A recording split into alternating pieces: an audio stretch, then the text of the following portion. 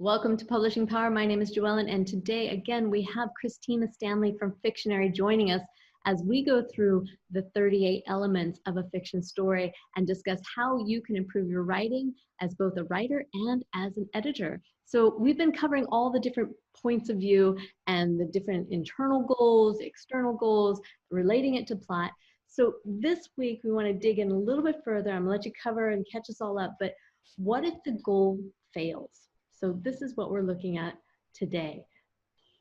Christina, take us into the story and tell us a little bit about our point of view goal and how it affects when we find failure. Okay, terrific. So if you haven't seen the previous videos, they're all short and you can go back and have a quick review of what the point of view goal is, if it's external, internal, if it's related to the plot.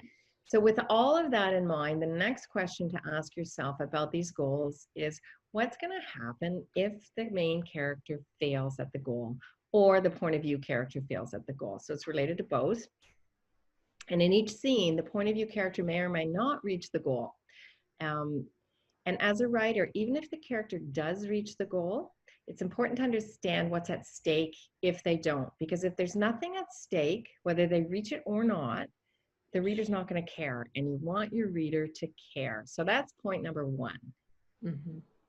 I think it's all about tension, right? I mean, it's about making sure we've got enough conflict and insecurities there to keep turning the pages. Right, and that's a very good point. So if there's a feeling, so advice that could come from an editor. So if there's not enough tension in a scene, this may be why. And so what you want to be doing, either as the writer or the editor, you want to be thinking about all the ways that a character could fail at achieving this goal.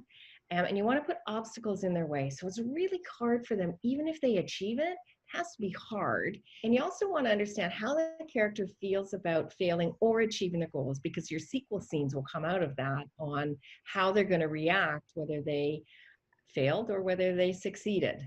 Right, right. So it really changes their overall storyline there. So how do we go in today and we dig in and determine if it's going to fail or not and how it's working? What's the advice to somebody who's writing or working in the editorial part right now?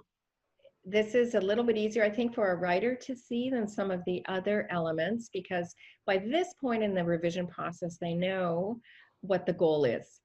And so that's pretty clear to them. And when you know what the goal is and you know your protagonist or your point of view character, if they fail, what's the consequence? And if you can't think of one, that's a problem with that goal, and the goal needs to be changed.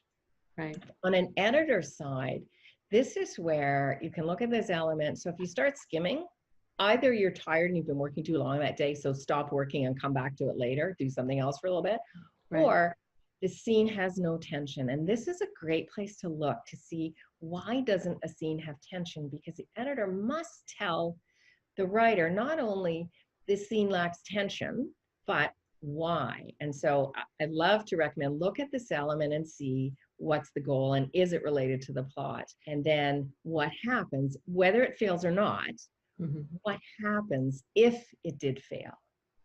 Right. So I think it's an evaluation that we need to figure it out and have that discussion as the writer to figure out what was our goal, not just the point of view goal, but what was our goal. Yeah, and the editor can put it back to the writer in their notes per scene. They can say, you know, for me, the scene lacked tension. And one of the things I'm concerned about is that there don't seem to be any consequences if the character fails at this goal. So here's an exercise for you as a writer, is to go away and think about, okay, what could I put into this story that makes this have consequences? Or how could I change the goal so that there are consequences if the character does fail?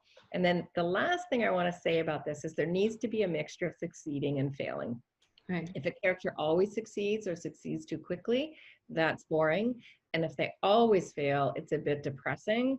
And the reader will think, well, what's the point of cheering for this character? They never get anything. There needs to be little wins in there, but not so many that it's dull because the reader thinks they're just always going to succeed. Again, it's coming back to that balance. That's the dance that the writer and the editor does, is finding that balance with your story of how to tie it all together. But looking down at these small details, I really think that helps. So we have a lot of the point of view is very huge, and realizing that everything that's happening in your book either contributes or takes away. And that's what we're looking at now. So this is really good. 38 elements of fiction writing. Thank you so much for joining us again this week. And we look forward to having you again next week, where we talk about the scene impact. And we'll get to you then. Okay, Thank you, see you Christina. next week. Bye.